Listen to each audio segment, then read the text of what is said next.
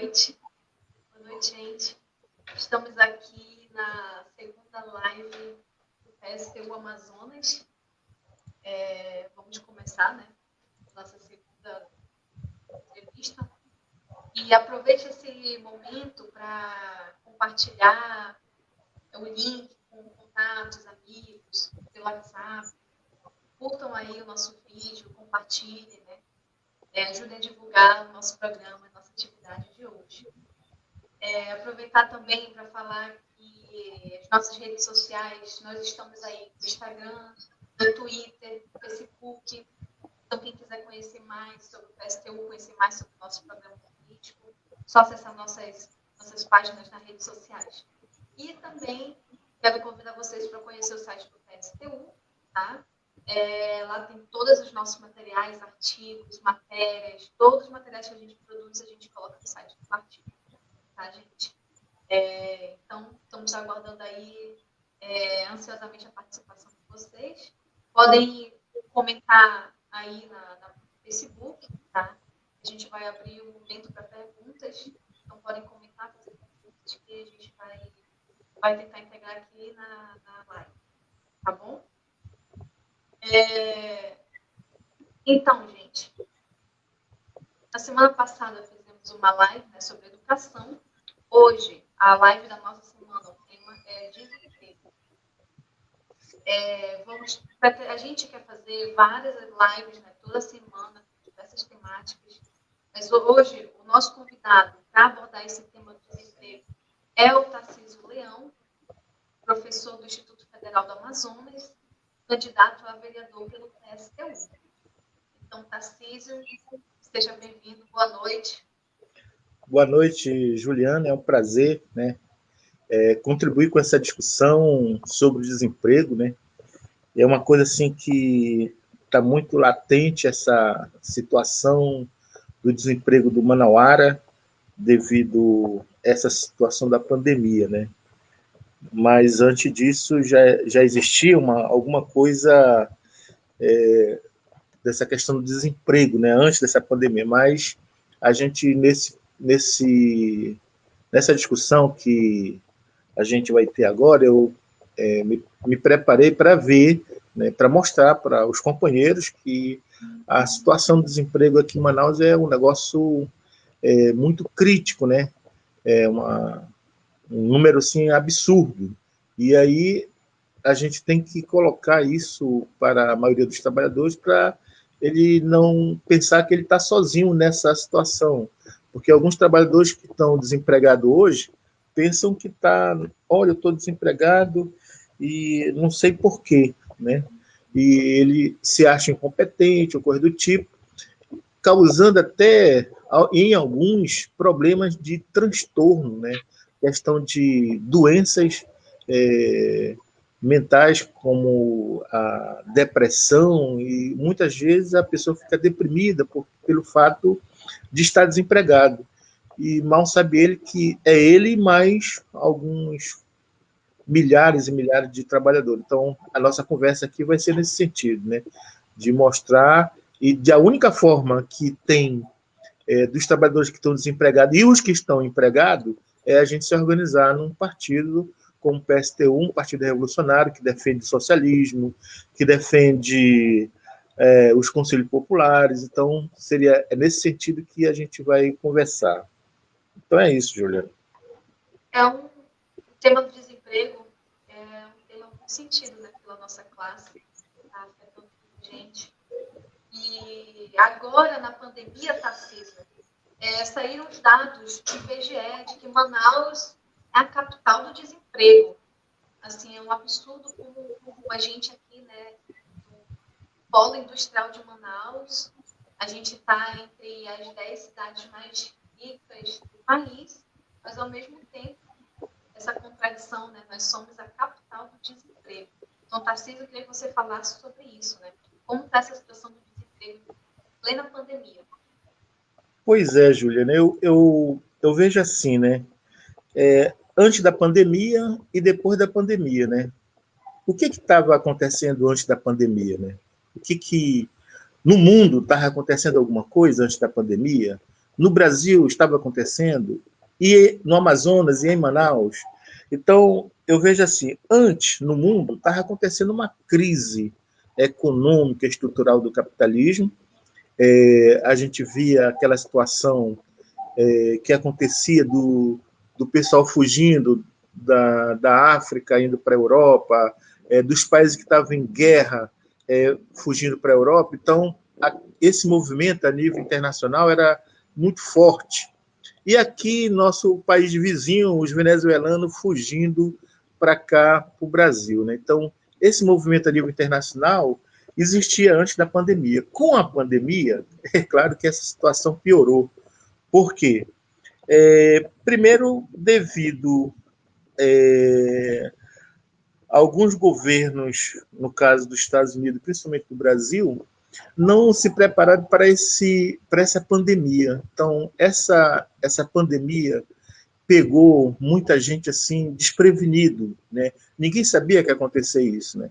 E essa pandemia é uma pandemia que se pega através do contato, né? As pessoas próximas, e com isso fez com que houvesse uma orientação a nível internacional do isolamento. Então, com isso, né, vários trabalhadores, né, no mundo todo, no Brasil e aqui em Manaus, tiveram que perder o emprego. E um fator assim, importante sobre a cidade de Manaus, eu venho acompanhando, eu venho fazendo alguns estudos já há muito tempo, é sobre a questão do trabalho informal. O que é o trabalho informal? O trabalho informal é aquele vendedor de mingau, aquele vendedor que não está na formalidade de uma carteira assinada, ou então do CNPJ. Então, essas pessoas, né, assim, ficaram assim, ao léu, porque sem nenhum amparo. O governo brasileiro, infelizmente, de forma irresponsável, né, apenas depois de muita discussão, de muita pressão, deu um auxílio emergencial, né, o nome já está dizendo emergencial, e agora está querendo cortar pela metade. Então, esses trabalhadores informais, né, que chega a 53% da população de Manaus. Isso aí é uma quantidade muito grande, que dá mais de 1 milhão de pessoas aqui em Manaus, trabalhadores informais, porque não tem oportunidade, né, de trabalhar num emprego formal. Então, eles vão vender churrasco, eles vão vender o mingau, eles vão vender verdura, vão fazer qualquer serviço para poder ter o dinheiro em casa. Eu estava lendo uma reportagem de um jornal onde conta que um trabalhador ele faz um kit de limpeza para vender. E esse kit de limpeza, há 20 anos, ele está nessa atividade, há 20 anos que ele não consegue um emprego.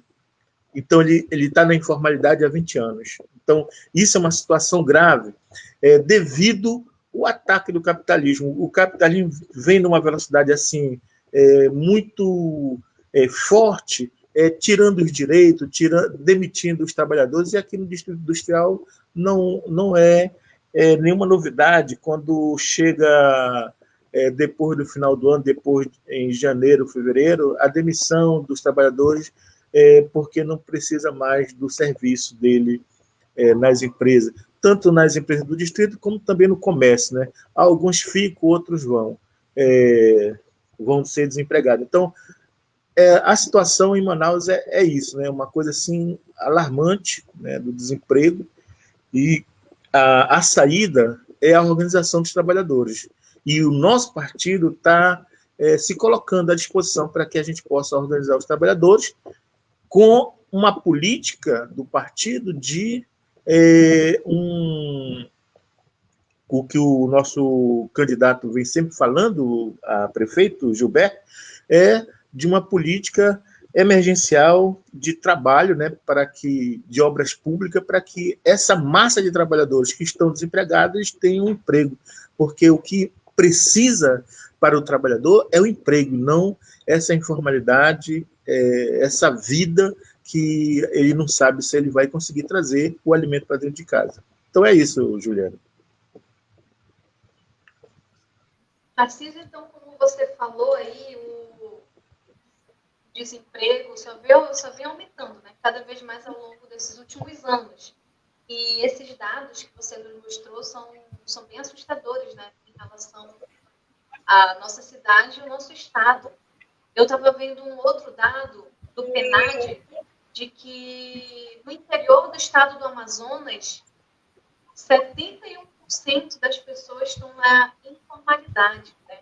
Então, assim, menos de 30% da população no interior do estado do Amazonas tem trabalho formal. É um dado uma realidade brutal com o povo amazonense, manauara. E outra coisa, Tarcísio, os governos anteriores, o atual, fizeram várias medidas, várias reformas, prometendo geração de emprego, né? E o que essas medidas geraram? A gente vê o reflexo disso aqui no nosso estado, nessa realidade do estado do Amazonas. Então, Juliana, eu passei 22 anos no interior, né? Passei 20 anos em São Gabriel e 2 em Humaitá, né? E o que a gente vê no interior é o seguinte: ou você é funcionário público do município, do estado ou federal, ou você trabalha na informalidade. Um dos trabalhos na informalidade é do porto. Quando chega uma embarcação que vem de Manaus, ou então sai indo em direção de Manaus, principalmente que chega de Manaus, chega com mercadoria, aqueles trabalhadores do porto vão lá para ver se ganham um trocado, carregando as bagagens do pessoal que está chegando, ou então as mercadoria que é para o comércio local. E no interior, uma coisa que eu observei foi a questão da empresa familiar. O cara é dono do comércio, então quem trabalha lá é o filho, a mulher, algum parente. É difícil você encontrar uma pessoa que não seja parente numa empresa familiar, né? Então, no interior, a situação é muito pior. O desemprego é muito maior. E a informalidade, eu acho que são poucos, né, que conseguem vender um churrasquinho, que consegue vender um mingau, que consegue vender um peixe. Então, a informalidade é bem pouca também. E pouquíssimos são os que trabalham na formalidade. Na formalidade, somente os servidores públicos, ou municipal, ou estadual, ou federal. O restante fica na informalidade. Então, a situação no interior do Amazonas realmente são esses números, são assustadores. Não existe uma política de emprego e renda para o interior do Amazonas. E quais foram as medidas que os governos tomaram? Assim, olha, vamos ter que privatizar para que possa melhorar a situação do emprego dos trabalhadores. Por exemplo, foi privatizado a COSAMA. Melhorou o emprego?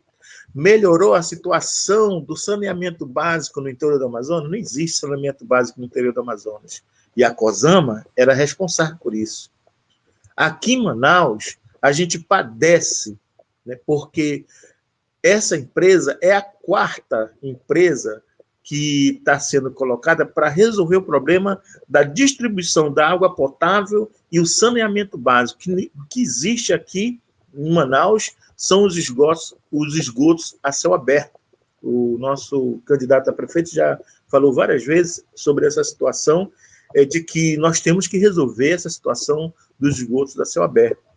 Quando chove, a gente sente aquele fedor horrível que os garapés de Manaus antes, né, não era esgoto de céu aberto, e hoje, quando a chuva acontece, a gente percebe aquele cheiro horrível, né, que vem de água servida de tudo que é jeito dos apartamentos, dos condomínios de luxo, né, que deságua todos os seus dejetos nos esgotos. Então, eu ainda sou de uma época que a gente pescava nos igarapés de Manaus, mergulhava, e hoje, se a gente mergulhar, talvez não volte mais, por causa da podridão que existe dos esgotos daqui de Manaus. Então, a privatização não resolveu em coisa nenhuma a situação de emprego e renda da classe trabalhadora. Resolveu colocar mais dinheiro no bolso desses empresários que vieram explorar aqui a cidade de Manaus. Então é isso, Juliana. A gente está praticamente abandonado, a gente não consegue sair da situação de penúria, de abandono e de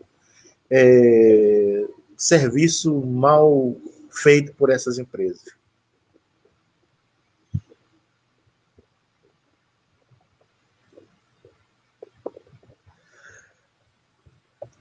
Juliana.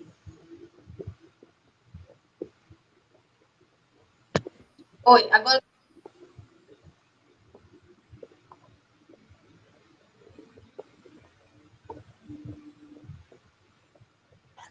Juliana, tá me ouvindo, Juliana?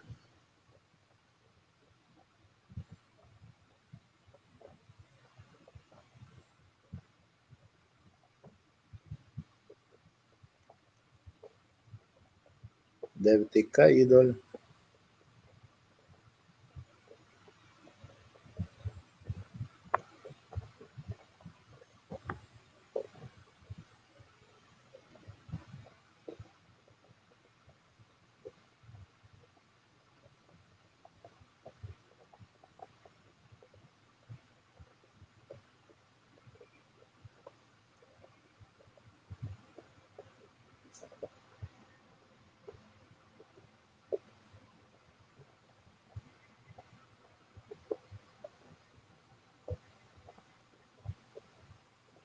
Tá sem áudio, olha. Tá sem áudio.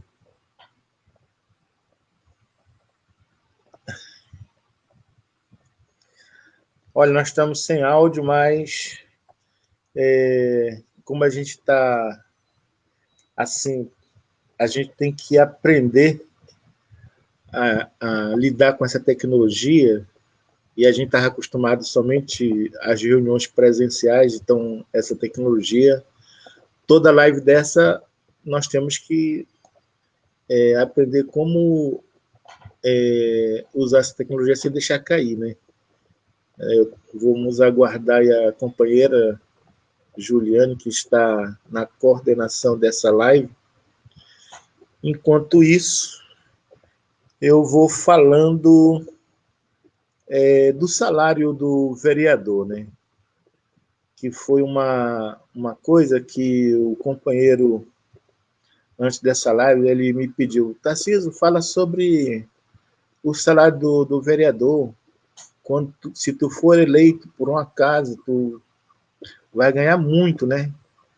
E aí, por quê? Porque o pessoal pensa que o vereador, ele... E aí, Juliano? Eu tô falando aqui. Falta... não tem som, não. Não tô escutando. E então... mas tu tá me escutando, né? Tu tá me escutando, né? Então, eu vou falando aqui.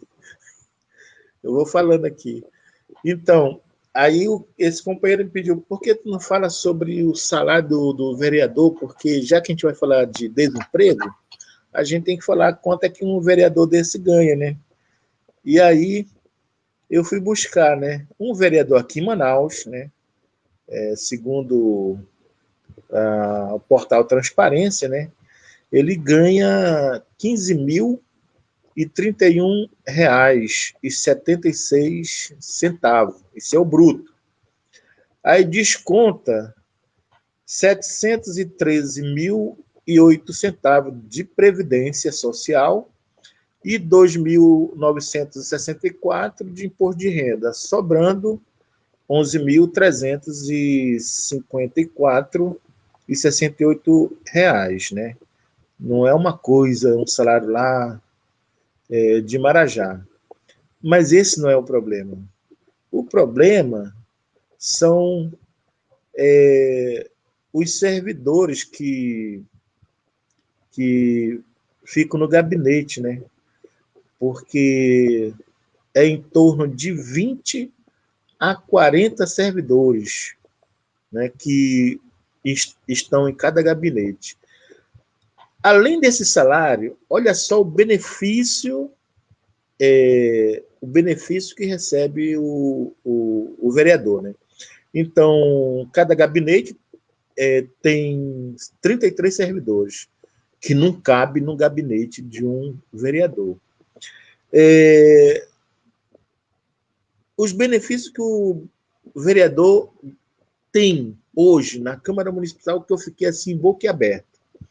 Então, além do salário do vereador, tem alguns benefícios, como auxílio moradia, para que o candidato ele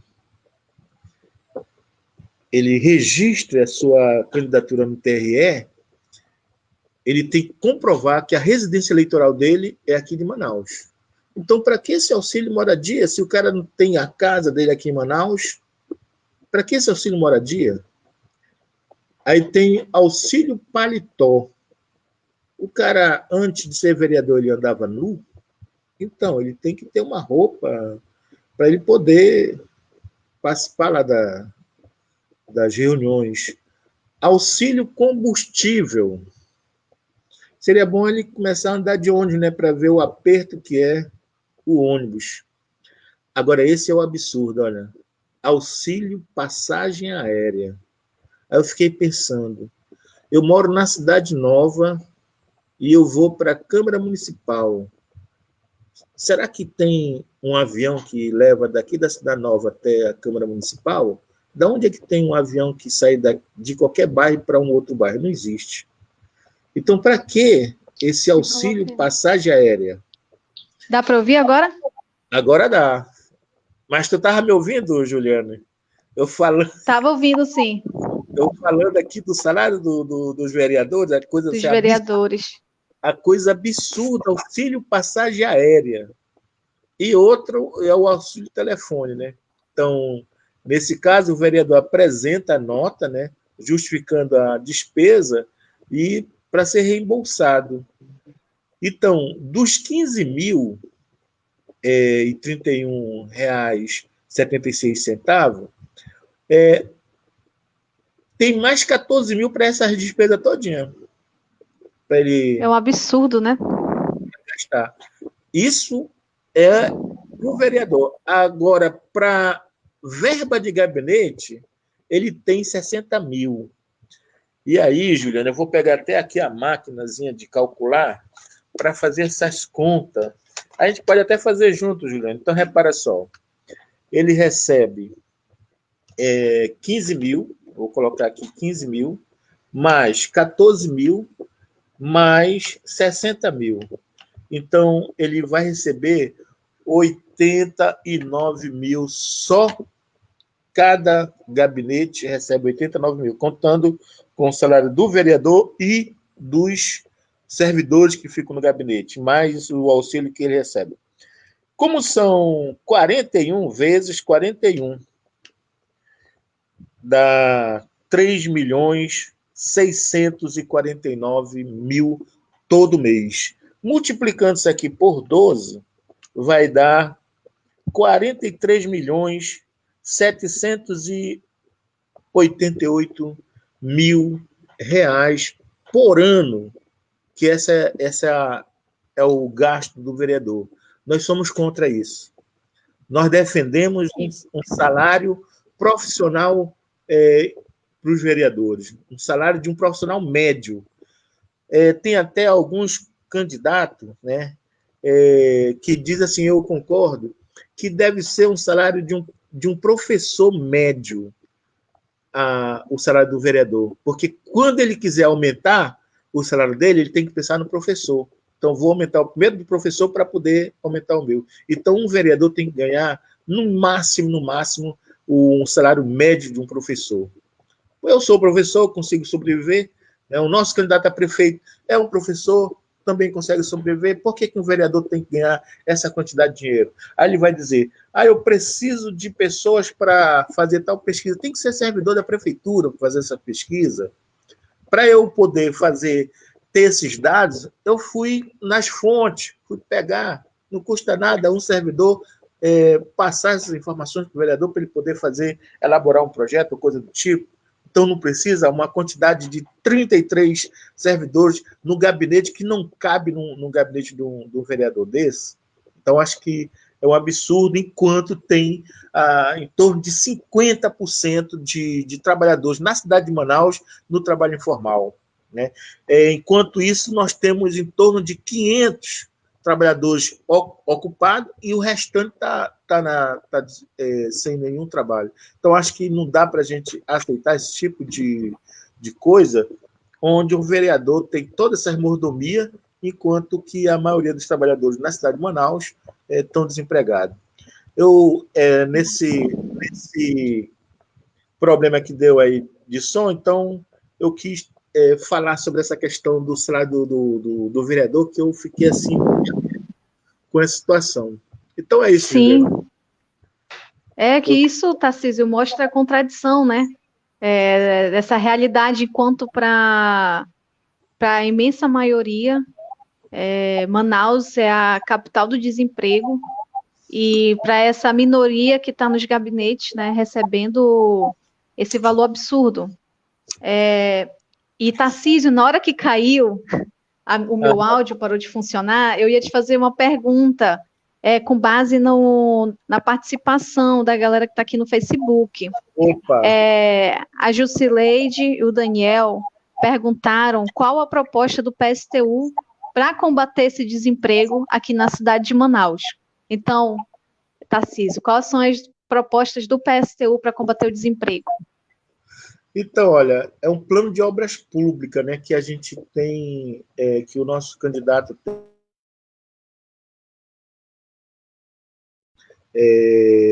na televisão, rádio. Nós temos um plano de obras públicas para que esse trabalhador, né, que são da informalidade, ele tenha a carteira assinada, ele possa ganhar todos os direitos que ele deve ganhar, né, de um trabalhador que vai fazer parte desse plano, né? E a gente, para isso, para que a gente tenha esse plano de obras públicas, nós precisamos governar através dos conselhos populares, né? Porque da onde é que a gente vai tirar? Vamos construir o quê? Vamos primeiro chamar os trabalhadores de forma organizada, formar os conselhos populares para que o trabalhador possa dizer, olha, eu quero trabalhar, nós precisamos disso aqui para resolver o problema dessa comunidade. Então, a gente vai elencar as obras públicas que deverão ser efetivamente feitas, né? E, a partir disso, conforme o nosso candidato a prefeito, criar a empresa municipal de obras, para que ela possa comandar, para aí a gente corta-se na raiz, né, qualquer tipo de corrupção que possa aparecer, porque quem vai comandar as obras do município vai ser essa empresa municipal de obras públicas. E quem é que vai estar no comando são os conselhos populares, que vão dizer, olha, nós precisamos fazer a revitalização do Igarapé do Mindu. Estou dando exemplo. Então, por quê? Para que aquele cheiro, né, e não seja mais exalado ali perto da comunidade, então vai ser feita a revitalização. Estou dando um exemplo. Mas quem vai decidir isso são os conselhos populares, que através dessa empresa municipal de obras públicas possa executar esse trabalho, né? E quem é que vai dizer que quem vai trabalhar, né? Então, esses conselhos vão decidir. Primeiro, vão fazer o levantamento das pessoas que não têm trabalho. Quem são? Mais de 50%. Então, vai ter muita gente querendo trabalhar. Então, essas pessoas vão trabalhar juntamente com a gente para poder revitalizar a cidade de Manaus, organizar a cidade de Manaus, melhorar para o manauara a cidade de Manaus. Então, é dessa forma que nós vamos... Essa é a nossa proposta que nós temos para que a gente possa diminuir gradativamente o desemprego na cidade de Manaus. É claro que não é a gente chegando num dia, no outro dia acabou o emprego, não. A gente vai paulatinamente, aos poucos, né, fazendo esse trabalho, onde o trabalhador vai ver, não, esse candidato, esse prefeito, ele está resolvendo o problema do desemprego, da situação de Manaus com esse plano de obras públicas. Existe uma empresa municipal de obras públicas, onde lá não existe corrupção, porque quem está lá vigiando é o trabalhador, porque o trabalhador ele não é corrupto, ele não é. O trabalhador sério, honesto, ele não é corrupto. Agora, se colocar um empresário lá, mano, ele vai querer ganhar a parte dele, vai colocar o preço dele lá para cima, que é para dizer, olha, por exemplo, uma caneta custa, vou colocar o exemplo, 50 centavos, vou cobrar R$ 5, porque eu tenho que dar de propina para fulano, tenho que dar de propina para o outro Beltrano, até chegar no valor de R$ 2 a caneta, mas a caneta vale apenas 50 centavos. Então, praticamente é dessa maneira, né? A gente vai fazer com que o dinheiro seja saneado, né? Que a cidade de Manaus é bastante rica e nós temos de onde tirar o dinheiro, né? Porque essas empresas do Distrito Industrial, elas são isentas de alguns impostos. Eu tenho que pagar IPTU, você tem que pagar IPTU, e por que essas empresas do Distrito não pagam, né? Então é isso, Júlia, é dessa forma. Tarcísio, queria comentar aqui a participação de algumas pessoas pela nossa página. Tá o Antônio, Jusileide, João, Daniel Gomes, Damiana, Auxiliadora, José Roberto, Itaci Souza. Lá de Curitiba, Ari Itaci. Souza. Ele colocou que ele é de Curitiba. Clécio, de Humaitá, Clélio de Souza, que mora em Iranduba. É o Clélio, é meu sobrinho. Samuel. Então, assim, teve uma pergunta aqui do Antônio, se o PSTU defende o mandato revogável. Sim. E quanto à redução da jornada de trabalho, se nós temos propostas nesse sentido. Então, essa questão do mandato revogável, né, é uma coisa assim, interessante, porque geralmente os partidos políticos eles se organizam de 4 em 4 anos, então de 2 em 2 anos, que é intercalado, né, para poder aparecer prometendo resolver todos os seus problemas. Eu resolvo todos os seus problemas. Eu já estou aqui, eu tenho 64 anos, né? E eu já estou bastante tempo aqui em Manaus e percebo que de 4 em 4 anos aparecem esses salvadores da pátria querendo resolver nossos problemas. E a gente continua na mesma situação, né? Então, por isso, a gente defende que os mandatos sejam revogáveis. Por quê? Ora, se eu estou prometendo isso, a gente está dizendo, nós vamos governar através dos conselhos populares. O trabalhador, né, organizado nos conselhos populares, ele vai dizer como deve ser administrada a prefeitura. Ora, se eu chegar lá, eu sou o prefeito, ou então eu sou o vereador, eu sou candidato a vereador, aí eu chego lá, faço tudo o contrário, eu tenho que perder o meu mandato. Eu tenho que perder, porque eu falei uma coisa e disse outra. Existe na propaganda isso, né, que é você, na propaganda enganosa, né, você é processado. E os vereadores enganam de 4 em 4 anos a população de Manaus prometendo mundos e fundos. E não perde mandato, tem que perder. Por isso que nós defendemos a revogação dos mandatos. Nos conselhos populares, então é escolhido um trabalhador para representar aquele conselho popular, para decidir o encaminhamento que foi tirado lá no Conselho Popular. E ele vai ter que defender o que foi tirado lá no Conselho Popular. Se ele chegar numa outra instância e defender outra coisa, e o Conselho Popular souber, ele tem que ser revogado, o mandato dele. Então, por isso que essa questão de revogar o mandato é uma coisa que é própria desse partido, né? Porque a gente não tem que ter apego aos cargos. nós temos que ter apego à nossa política, nós vamos defender o mandato revogável, nós vamos defender o Conselho Popular, nós vamos defender toda a nossa política. É isso que a gente tem que ter apego, e não aos cargos, né? Por exemplo, eu tenho esse meu trabalho e assim, não tenho apego aos cargos. Olha, quer que eu seja coordenador? Tudo bem, mas é para trabalhar nesse sentido. Então, acho que a gente tem que... A nossa defesa da revogabilidade dos mandatos públicos, essa é uma coisa que a gente vai defender também na Câmara Municipal, que se o vereador está lá no planozinho dele, porque o vereador tem que ter um plano de trabalho, então se ele não cumprir com o plano de trabalho dele, o mandato dele tem que ser revogável. É isso, Ju. E Tarcísio, eu estou vendo aqui mais uma outra pergunta do Samuel. Se é possível, dentro dessa sociedade capitalista, a gente criar os conselhos populares? Sim, é possível, sim. É possível? Né? É possível porque é uma maneira da gente mostrar que a classe trabalhadora organizada tem condições de governar.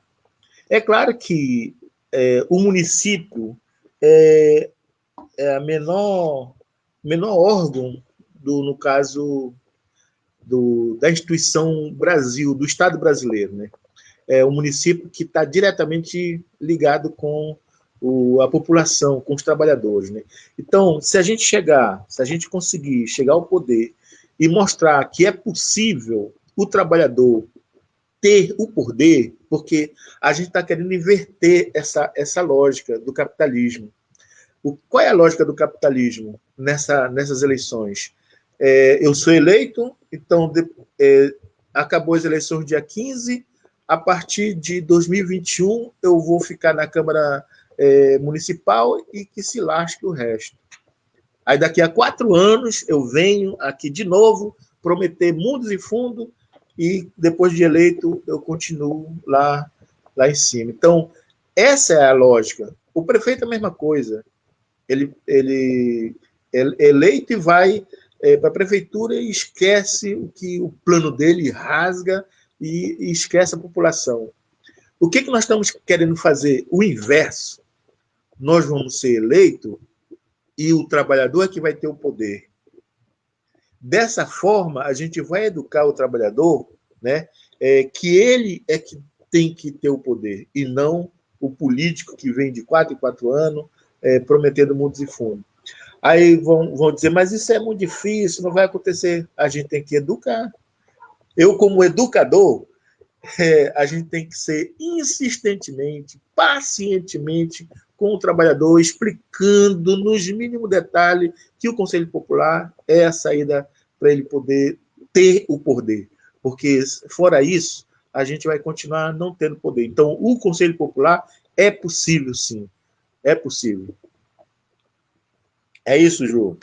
E Tarcísio, continuando ainda esse tema do Conselho Popular, o Itaci Souza perguntou se eles seriam similares às subprefeituras que existem em São Paulo. Não, Itaci. Pode comentar sobre isso? Não, Itaci, não vai ser, porque a subprefeitura segue a mesma lógica do poder da classe dominante.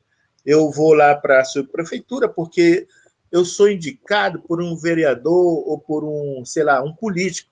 Então, vou ficar lá só mandando e não organizando os trabalhadores para que possa dizer o que tem que fazer. Porque talvez essas subprefeituras, o cara nem seja de lá daquela região. Então, essa subprefeitura não é a solução para a gente, não é dessa forma que a gente vai governar. Infelizmente, a gente tem que organizar através dos conselhos populares que vão dizer que são esses conselhos populares que vai se organizar dentre os bairros, dentre as zonas, sei lá, a gente não tem a fórmula perfeita, né? Então a gente vai começar a fazer até a gente ter esses conselhos onde o trabalhador vai dizer, funciona dessa maneira e não funciona dessa. Então, Eles que vão dizer, os trabalhadores que vão determinar. Mas é claro que a gente vai orientar. Olha, nós queremos que vocês tenham poder. Se a pessoa cometer algum deslize, ele tem que ser tirado desse Conselho Popular, porque nós não admitiremos as pessoas que têm outras ideias maliciosas, com falcatrua, coisa do tipo, no Conselho Popular, onde os trabalhadores têm que ter confiança entre os trabalhadores. É isso, Ju.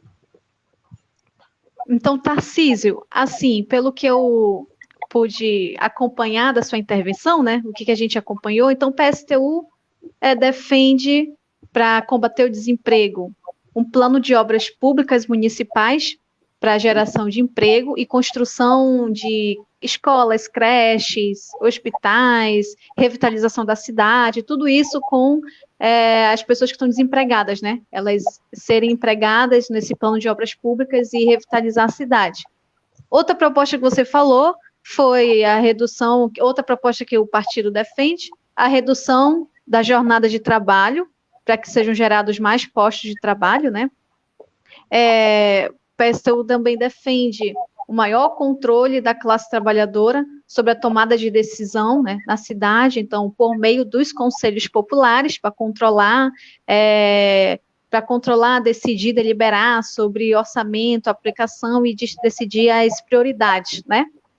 Seguindo, então, Tarcísio, você apresentou sobre as propostas do PSTU para combater o desemprego. Eu queria que você falasse um pouco sobre as promessas dos governos para a geração de emprego, que é diferente do PSTU, completamente diferente, né? Enquanto a gente defende o plano de obras públicas, enfim, tudo que você já falou, tem governos que prometeram como saída para gerar emprego, aplicar reformas, né?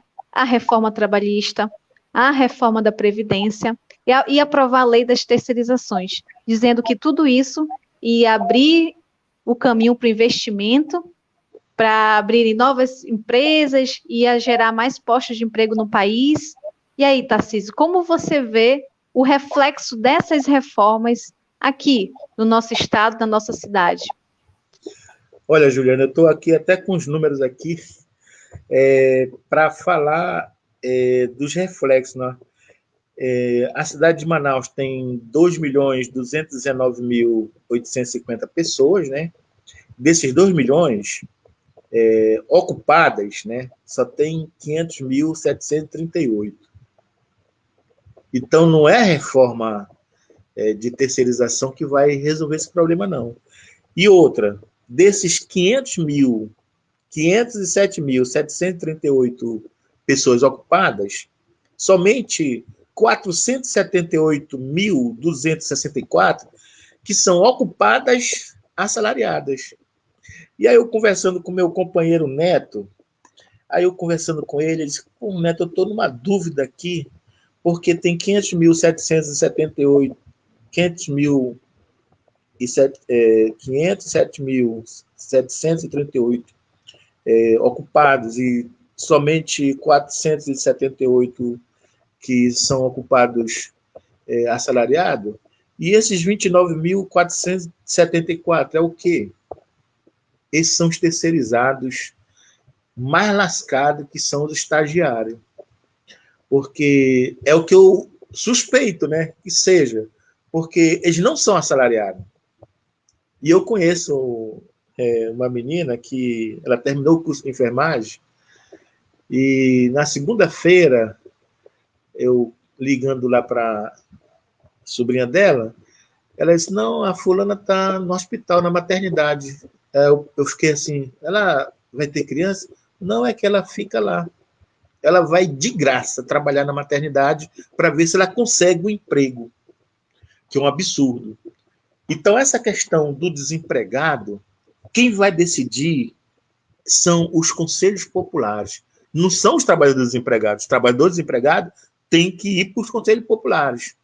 Quem vai decidir são os conselhos populares para dizer, olha, vai ter emprego de pedreiro, vai ter emprego de carpinteiro, vai ter emprego na área da saúde, ou coisa do tipo.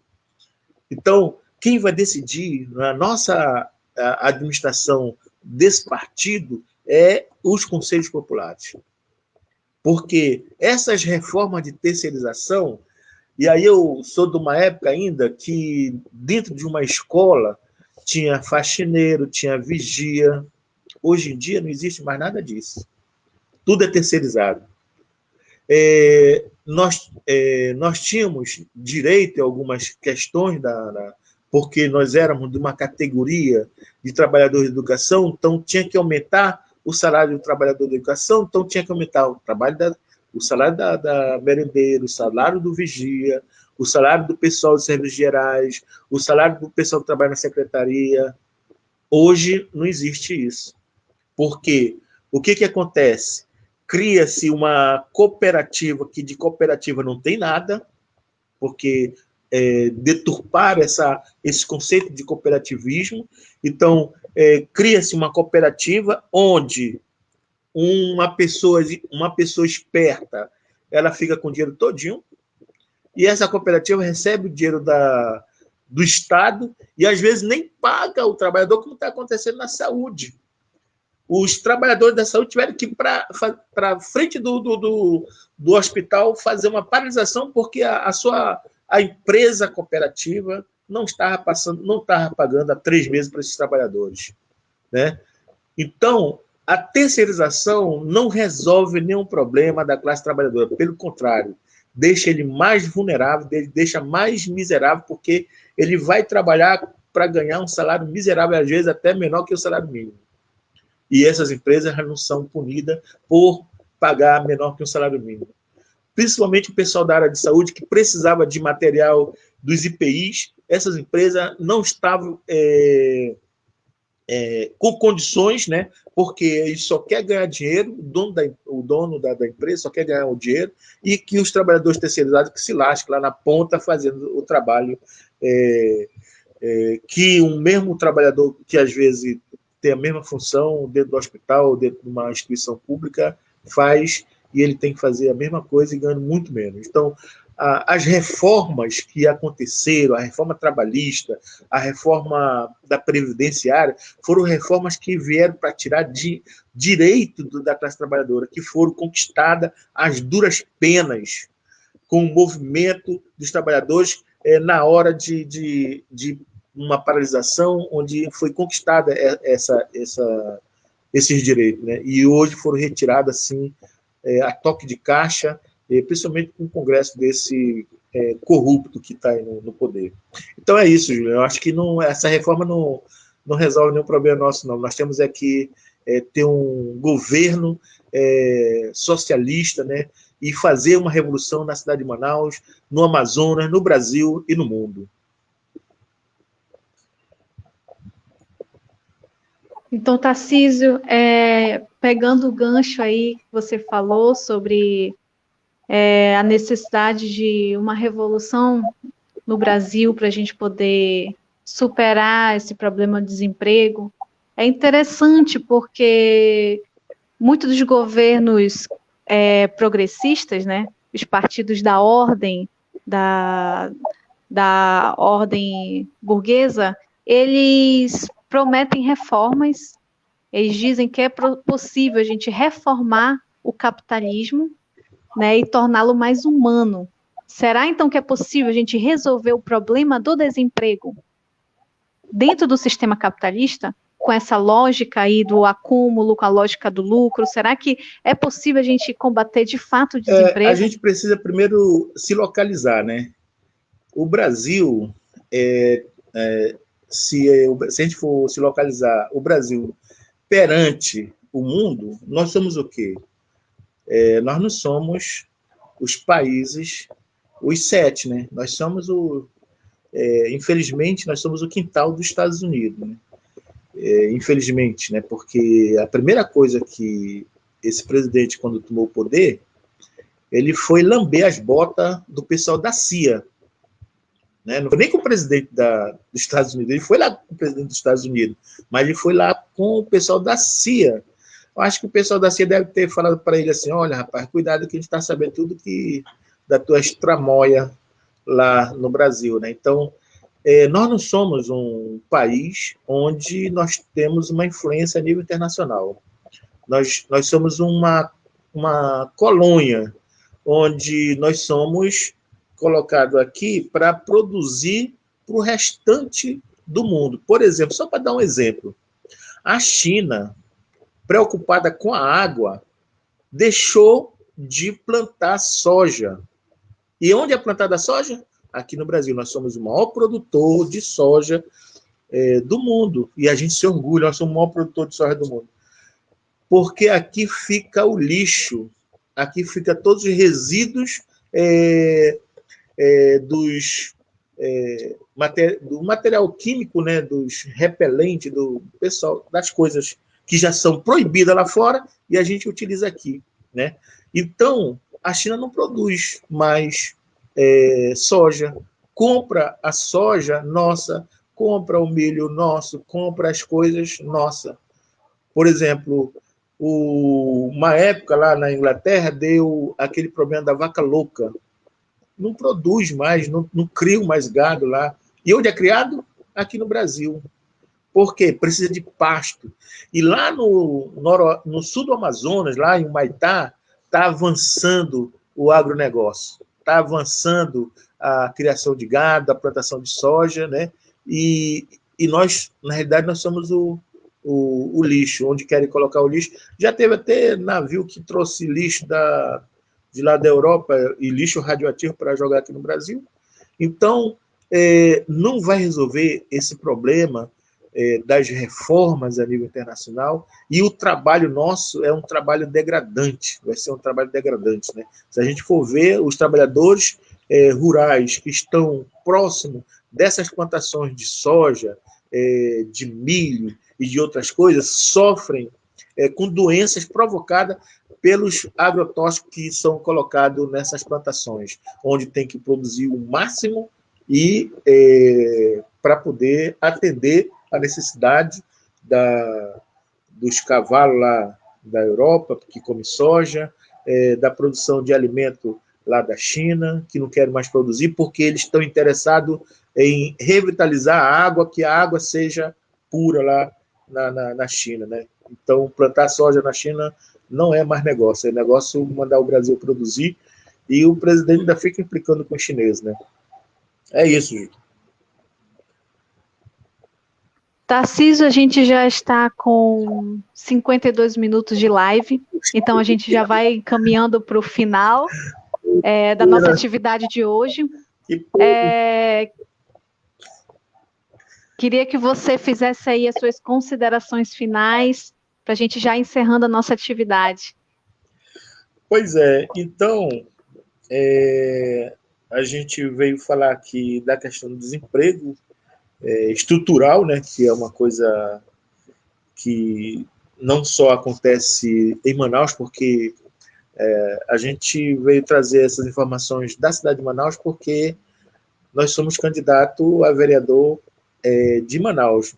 Mas isso não significa que esse desemprego se dá somente em Manaus. Esse desemprego se dá em Manaus, se dá no Amazonas como um todo, é um desemprego estrutural no Brasil, onde vários trabalhadores perderam emprego nessa pandemia, mas antes já existia uma tendência de acabar postos de trabalhos aqui no Brasil, né, aqui no Amazonas e aqui em Manaus, e esse desemprego estrutural acontece também no mundo, principalmente nos mundos que estavam em guerra, como a Síria, ali no Oriente Médio, né, no norte da África. Então, esses trabalhadores que estavam fugindo lá para o centro do capitalismo, que estavam sendo expulsos lá da Europa, né, que não estavam sendo aceitos na Europa, porque esses trabalhadores não aguentavam mais viver nos seus países miseráveis para poder ter uma vida melhor. Então, é nesse sentido que a gente está colocando os nossos nomes, né, para que o trabalhador que está nos assistindo aí e que leve essa mensagem, né, a outros trabalhadores, para mostrar, você que está com emprego agora, né, cuidado, você pode perder. Ah, mas eu sou efetivo. O Guedes já colocou uma granada no seu bolso, servidor federal, já colocou uma granada no seu bolso. E ela vai estourar daqui a pouco. Se organize, venha com a gente se organizar para defender seus direitos. Então, essa é a mensagem, as minhas considerações finais, e obrigado pelo tempo que foi colocado aí. Obrigada, Tarcísio. Quero agradecer a sua participação e agradecer a participação de todo mundo que está aqui com a gente no Facebook, que participou, que curtiu, compartilhou o nosso vídeo. E a gente quer fazer o convite para as pessoas que estão nos assistindo a conhecer o PSTU, a se filiar ao nosso partido, vir construir essa ferramenta de organização da classe trabalhadora, construir essa alternativa revolucionária e socialista. A gente quer construir um projeto de sociedade, a gente quer destruir o sistema capitalista e construir um novo projeto de sociedade. Então, a gente convida vocês a construir esse projeto conosco, para a gente, de fato, conseguir acabar com o desemprego, né, no nosso país, como o Tarcísio já falou. Aqui em Manaus, a gente vê que chegaram os imigrantes, né, imigrantes venezuelanos, também na situação de desemprego. Então, é uma realidade, gente, que a gente precisa mudar. É uma realidade que está ficando cada vez mais dura, cada vez mais difícil, o desemprego só aumentando, e a gente precisa se organizar para mudar essa realidade. É a gente se organizando no Partido Revolucionário, é a gente criando uma nova ferramenta de luta para a classe trabalhadora, derrotar esse sistema capitalista que só quer lucrar em cima das nossas vidas, em cima da vida da classe trabalhadora, gente. Então, a gente precisa se organizar, e o PSTU, a gente quer encerrar com esse convite para vocês que estão assistindo, virem construir o PSTU e conhecer o PSTU. Muito obrigada, gente, muito obrigada a todos, e vamos derrotar esse governo Bolsonaro e Mourão também, tá bom, gente? Então, fora Bolsonaro e Mourão, quero encerrar com essa mensagem. Muito obrigada.